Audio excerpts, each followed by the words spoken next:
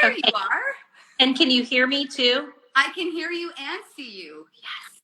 Can you hear me and see me? Mm-hmm. Yay! I'm so excited you're here. I see. Oh, no, there we are. All right, so everyone, this is my friend Lindsay. We met when our boys were 5 in baseball initially. Yep. And then we were reacquainted last year when our boys decided to play hockey. So we are now hockey moms. And Yep. it's amazing. And oh my gosh, takes up a lot of our time, but so great. And we were at a tournament in Dallas. When was it? Last year? Must have been like February, March. February. Oh, yeah. February or March. And we briefly started talking about my book. I don't even know how it came up. And then you just dropped in there like it was nothing, a little tidbit of your story on how your family came to be. And now here we are. I had no idea you were part of my club. So it's great to see you, and I'm so happy you're here, willing to share your story with us. I would say just start from the beginning, and ultimately, whatever you want to talk about is up to you. There's nothing off topic, but also you lead it. So if there's anything that feels uncomfortable and it's not going in the direction you want, we can absolutely stop. But just start from the beginning and tell us your story. Sure. Gosh, I feel like I haven't gone over this story in ages because the boys are 9 and 11 now, and it seems so ancient. But my husband and I got married in our kind of early 30s, which doesn't seem like a big deal these days. But, 16, 17 years ago, we felt like we probably should start working on a family right away. So right after we got married, we started trying to have kids. I got pregnant right away. And then when I went to the doctor, I wasn't pregnant anymore. So I was kind of like, whatever, happens to everybody, no big deal. Didn't think anything of it. Kept trying, kept not getting pregnant. Probably a year went by, and my OB was still super nonchalant about it, kind of the stop trying so hard and it'll probably happen. Let's track your cycle a little bit, but no big deal. Right. And I just didn't really feel like her sense of urgency matched mine because I'm super controlling and really want everything to be on my timeline. So when it wasn't on my timeline and I felt like I was falling behind, I broke up with her. And it wasn't a bad breakup. I don't think she cared either. Okay, good. And went to Texas Fertility. Okay. And got Dr. Hansard, and she was definitely, her personality was very red. She was very direct. She was very on my same page. So we immediately started doing tests and treatments, started with IUIs, nothing, probably did some other stuff too. I don't even remember. Throughout the process, there would be some random pregnancies and then not pregnancies. And I think that it just became so much of like a job and a business that I couldn't tell you a specific number of times that I was actually pregnant, because most of them weren't viable for very long, and they would have been early on, 3-4 weeks pregnant, and then the next day it was done. And I don't even really remember. That probably happened 6 or 7 times, I'd say. Then went to IVF, did a full round of IVF, got pregnant on the first time, I think. And we lost the heartbeat at about 16 and a half, 17 weeks. We had just done the gender reveal. It was the week before Thanksgiving. And we chose to terminate the pregnancy, which is a whole political situation these days. But lucky for me, 12 years ago, that was a great option to be able to move forward more quickly and really just kind of go to the next step. Because again, it was like a job, like the quicker, if this isn't going to work, then I need this to go away so that we can get started more quickly. Like I have my plans. Right. Yeah, absolutely. So we went that route. We had Thanksgiving and we started again. The second one didn't take. And while they were going through that process, they were kind of monitoring the rest of the embryos in the Petri dish, and they were dying. They weren't sustaining life either. So that's when they realized that I can make babies. I'm actually really good at it, but they don't grow. Some of them grow for a while, but they don't. The furthest I've carried is that 17-week pregnancy. So that's when we decided we needed to explore some other options, because we were just going to keep getting the same result where I can get pregnant. I just can't stay pregnant. And it was an egg issue for me, or an embryo issue. So we looked at our options. Should we adopt? Should we just not have kids? We could just have this beautiful life. We could move back to Denver and live in the city, and, all these thoughts. But in the meantime, everybody else was having kids. Everyone else sat next to their husband on the couch and got pregnant and just had a baby. And it was really, we were too far gone. We were just in too deep. We were having these kids. We had already sunk our 401ks. We were going to make this happen. Right. So I asked my sister if she would donate her eggs for us. And she was 22 at the time. She had just graduated from college. She was living with us while she was starting her teaching career. I don't think she knew what she was getting into. But it was a great time in her life. She didn't have a serious boyfriend. She was young. She looks just like me. It was kind of the perfect solution. She's my only sibling. She's 11 years younger than I am. Okay. So she said, yes. I probably bullied her a little bit, but you have to see lawyers and you have to see shrinks. You have to go together. You have to go separately. You have to sign so much paperwork. You have to do DNA tests to make sure that there's nothing that she has that my husband has that could be incompatible. Oh. So we all had to have a lot of testing done in, physical, mental, emotional, legal, the whole 9 yards, to get her signed on. So she signed on. I helped her with all of her shots and needles. She was taking them to work with her. They harvested, I think, 12 eggs from her, and they were great. Wow. Put one embryo in and got my first one, got Grayson. Off the bat, first try. Off the bat, first try. They only put one in because they looked so great. And of course, the idea isn't to get 12 kids. The idea is to get one healthy, and the embryos were super healthy. So there's Grayson. And that was in 2011. Okay. When he was 3 months old, we went back to the fertility doctor, and I told Dr. Hansard, here's Grayson. He's great. We love him. I'd like to have my next baby April 26th of 2013. Just throwing that out there. You doing your dates? Well, because I really enjoyed delivering on a Friday and spending the weekend at the hospital, because then I could work a full work week. And I had scheduled C-sections because I like a good organized, planned moment. So yeah. Mm-hmm. I love you. Only you would have it planned down to like that instant. It just worked really well. And I knew I wanted them to be 2 years apart. I really liked delivering in April. I wasn't pregnant in the hot summer. I liked that spring birthday situation. Right. It was really ideal. And once we got the hang of it, I really kind of started getting demanding with, hey, I've given up my whole life for this. The least you can do is try to give me a baby when I'd like it at this point. Why not try it? So they thawed the embryos. I can remember driving them in my car, like driving the cooler with my embryos. I had to drive them a couple blocks from where they were being stored.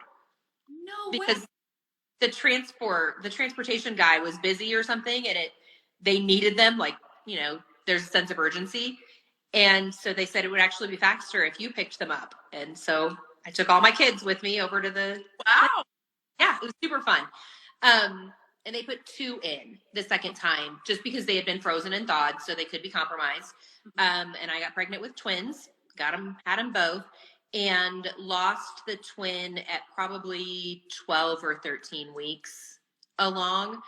I don't think I cared. I mean, I was kind of sad for a second, but honestly, my first question was, is the other one fine? Okay. And yep, everything was fine. No complications or anything, just wasn't meant to have twins. And then on April 26th, 2013, I got Lincoln, and that was it. Then the rest is history. Wow. So, okay. A characteristic of you I love, you're very matter of fact, you're very bold, you're very blunt. I find I'm like that as well, so I just appreciate that about you. But your ability to explain your story just so matter of factly, explain some of your emotions. I know when you talked in the beginning how you don't even know how many pregnancies and losses you had. How did you manage that? Or is that just your personality? Because for me, like, I can tell you every single loss, what happened, how I felt. Like, how do you just, that happens and pick yourself up and continue on? Or did you have feelings just, they were behind the scenes maybe? I think I had periods of ups and downs. I mean, the first several times that I got pregnant, I mean, the very first time, in hindsight, looking back, I thought I took a pregnancy test that was wrong because Okay. when the doctor, I wasn't pregnant. So I just assumed that I just had one of those tests that was wrong and just kind of wrote it off. And that's kind of how it started. In hindsight, I probably wasn't wrong. I probably didn't keep that one, but had no idea. Right. So I think because that's how it started, that's just kind of how it went. And it was such a mission, it was such a job that I found myself sad and definitely upset. But then my very next thought was, okay, well, what's next? If IUI isn't working and I'm not getting pregnant, then what do we do next? What do we do next? Right. How long is that going to take? When is my next cycle going to happen?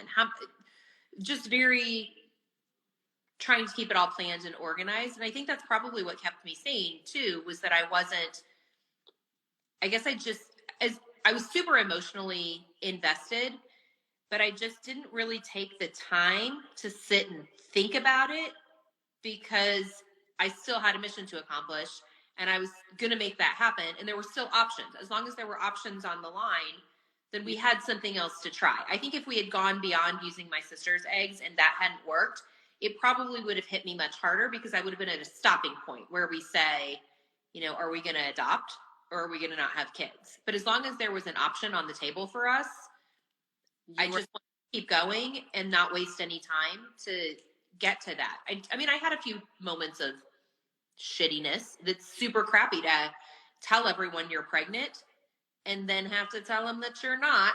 That was probably the worst moment in the whole journey, was telling people, and everyone knew, and they had a party for us, and then I had to go tell them all that didn't work.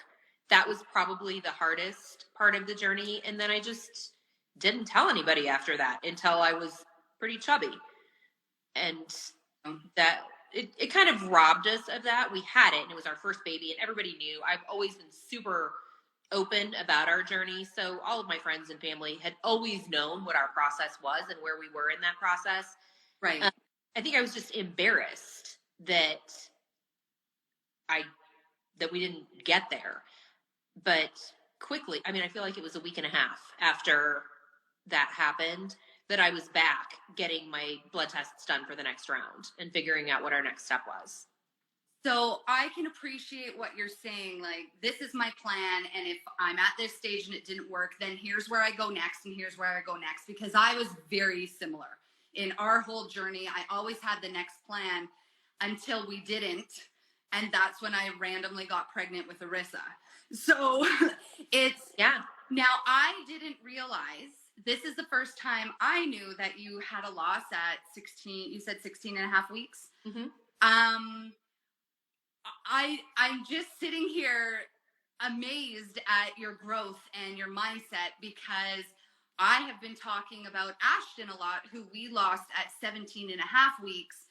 And that's not far off from yours. Mm-hmm. And I think because I was constantly in the do mind frame like you were, the minute I was able to sit and really go through our journey, and that's when I wrote my book, that's when I started feeling it and going through it and understanding that, hey, I was grieving and I didn't know it at the time. This is why I was acting this way. This is why I felt that way. Did you ever have any moments like that? Because again, I had no idea you had this loss. And I'm going to say it's very similar to Ashton. And even, again, I'm not political, so no politics involved, but I too, if no one knows anyone who's had abortions, technically the procedures that you and I have had is an abortion. And so I had her at 17 and a half weeks, and the doctor recommended doing that to make sure everything was out for travel. If you have access to that, Yikes. So how did you, like, I feel like that story for me is the center of me, whereas that's maybe the beginning of yours. How did you go through that? How are you where you're at today? I don't know. Give me some advice here. Um, no advice given, I promise. Gosh, I don't know. I just, my doctor was also, like I said earlier, she was very red in her personality and she was sympathetic. Like she'd put her hand on my shoulder, but she was very much, I couldn't have had someone that matched my personality anymore. She didn't want to sit and, talk about my feelings. Right. And not, I didn't have feelings, but at the end of the day, you go to the doctor, they tell you what's going on, they give you your options, you make a choice, and you just keep going down that line. And that's what I did. She told me the state that I was in. She gave me some options. She told me that we could either abort to make sure that we were in a better position for the next round. I could wait it out and let it happen on its own. I could carry as long as full term like that. Gave me some options, and I was like, no, let's go. Okay. Like, I was crying, but I knew what my options were. I knew that we weren't done. That one just didn't work. That one wasn't meant to be. I knew I wanted a healthy baby as well. I started kind of questioning, God, what did we do to deserve this? Why are all my friends getting pregnant? Why am I not? Because I don't think that I knew very many people that had had that journey at the time. And, 10, 11, 12 years ago, I was much younger too. So I didn't have as many old friends that had these kind of issues. And none of my friends that I grew up with in my core circle just happened to be the unlucky ones. And I was the unlucky one. And I just really wanted to catch up with them and have my kids too. And I don't think that I really thought very long or hard about that not happening. Okay. I kind of kept going with it and moved forward. We didn't mourn it as a loss per se. It was just another bump in the road on the journey, I think. And I think that everybody thinks about their pregnancies and losses differently. Mm-hmm. And I think I was not tied to them because by then it had happened several times. So it was just another pregnancy. It lasted longer and I was more hopeful and I was more disappointed. But I think for me, until I had a baby, like actually had the baby, right, everything else was just kind of part of the process for me. Right. Just part of the process. I'm wondering too, and this is me just picking at straws and whatever's coming to my mind. I wonder if certain losses have more of a weight to them depending on where they happen in your journey. Like, I think for me with Ashton, it was like my last straw. Like, we had gone through this so many times, whereas you were able to look at it. I've been through this so many times, I can do it again. I just reached my point. So maybe certain losses at different at different times of journeys might have different effects on people. Maybe. I love what you were saying. We can talk too about, if this doesn't work. Okay. This is what we'll probably try. This is what we could try next. So I already knew that wasn't the end of the road. Right. That we still had other options to try. I mean, I wasn't super jazzed about involving my sister. I don't think she was either, really. That's not ideal, right? That's not what you want, but it's the next thing. And it wasn't a stranger. My sister and I's DNA are oddly similar. We're like twins, just 11 years apart. Okay. So we didn't know that until she was tested for it, but I knew that I wasn't done yet. Right. So I was upset. I think it was probably better for me that I was hosting Thanksgiving dinner 4 days later.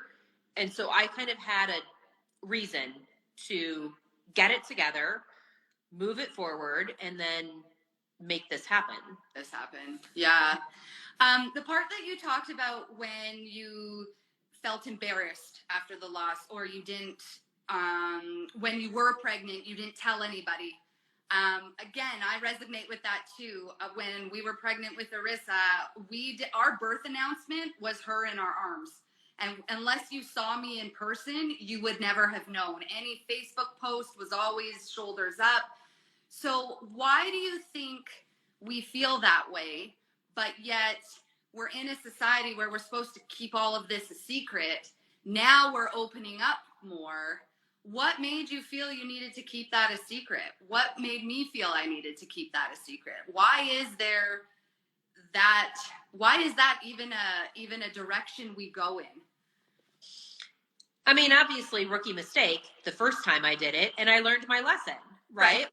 That sucked. That was really hard on me, even though I know it's not like it was my fault. But I don't like that interaction when I tell someone something that's sad, and then because I'm trying to hold it together, and they're like, "Oh my gosh, I'm so sorry. I can't believe that." Like, I don't like that. Then it makes it worse. Like, now I can't hold it together anymore. I was doing okay, but now I have to tell you this thing. It's really awkward. We're both weird. And like, I know you feel really bad for me. I know you do. Why wouldn't you? Right. But now, like, ooh, it's a lot. And I have a lot of feelings and emotions, but I'm not generally, and I cry a lot, like dog commercials, but I'm not really good at, like, if I'm trying to hold it together, don't ask me how I'm doing because now I'm going to lose it. So okay. I think that for me, I didn't want to be put in that position again. So I just made sure it stuck first. Smart. I think that I was protecting myself really, and everybody else too, from it being weird. I know. Am I frightening you? You're like, oh my gosh, I almost dropped you. I was so scared.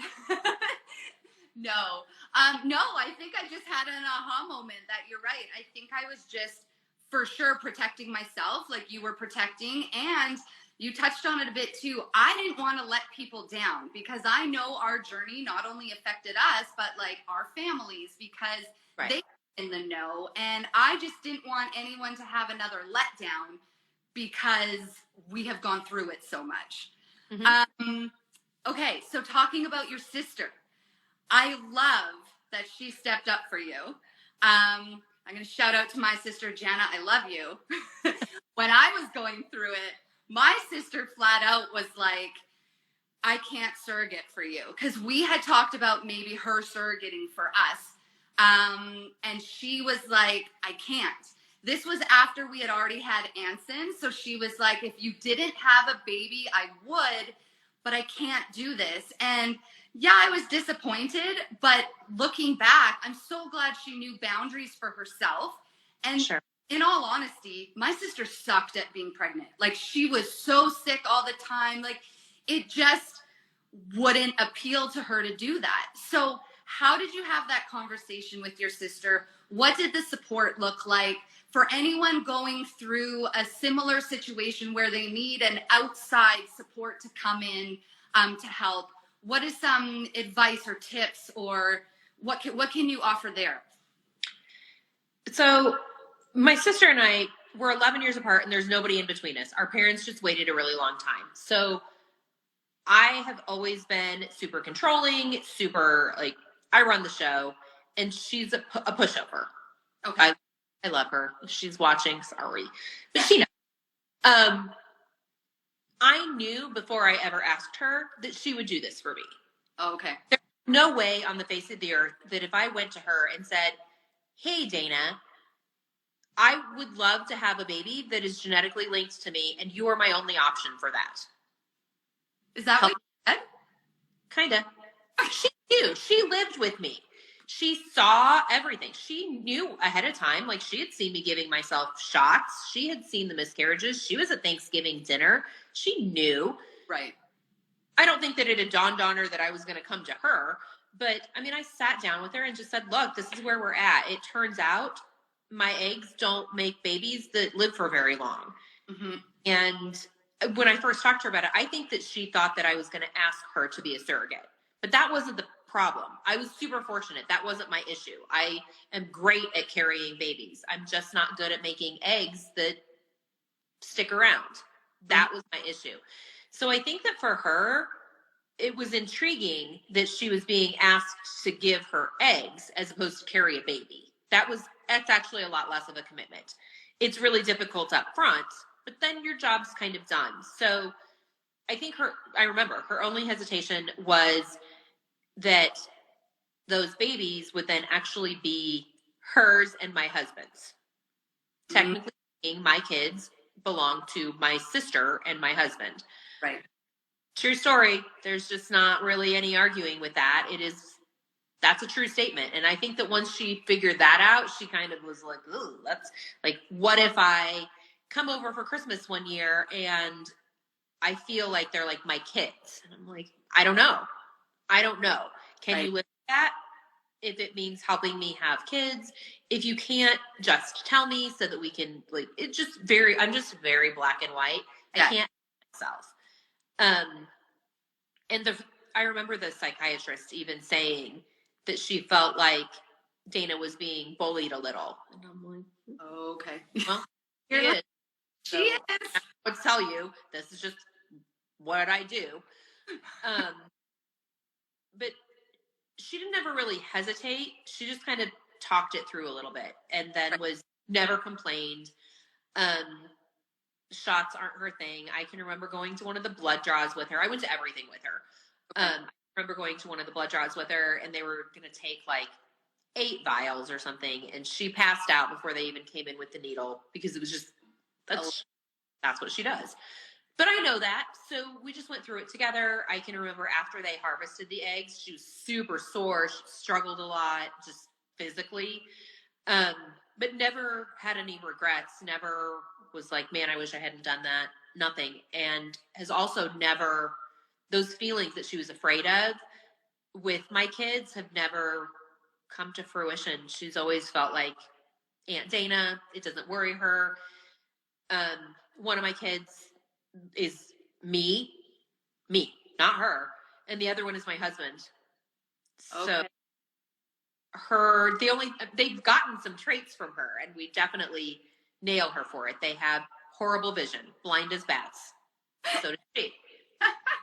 One of them has enzyme in his saliva that causes like a tartar buildup. So he has issues at the dentist. So does she. So she's given us all the best gifts with the babies, but essentially everything else. I mean, Grayson is my child through and through, and Lincoln is, I guess, Derek. That's what we ended up with. And she has an 8-month-old baby girl who doesn't look like my kids. It's all turned out the way it's supposed to, I think. And I think that is a good takeaway and a great place to stop. We're at our half an hour mark. It always goes so fast. But I've talked to other women and men and couples and partners who have gone through infertility, loss, journeys to create their families, and everyone always says it always happens the way it's meant to be. And at first I hated that. Now I've grown to respect it and love it, and I'm so glad that your family has turned out the way it's supposed to be, because we love you guys. And I absolutely love it, Lincoln on the ice. Can't wait. What? He's a good egg. He's a good egg. Both of your kids are good eggs. So yeah. I just wanted to thank you again. Did you have any last thoughts you wanted to share with anyone? You covered a lot and you did a great job, and I appreciate you so much for being on here with me. Aww. Any last thoughts for anyone? No, I mean, I think that cliche phrase of it ends up how it's supposed to be really does ring true, and everybody's journey is different. There's no 2 journeys that are alike. There's no 2 pregnancies that are alike. There's no 2 deliveries that are alike. And everybody kind of, I think people really do get what they're supposed to get. I don't know why, but it's just part of it. It just is. Well, I hope you have a wonderful Saturday. Thank you, everyone, for joining. We will be in touch with our next episode. And Lindsay, I will see you soon. Sounds good. I'll talk to you later. Bye.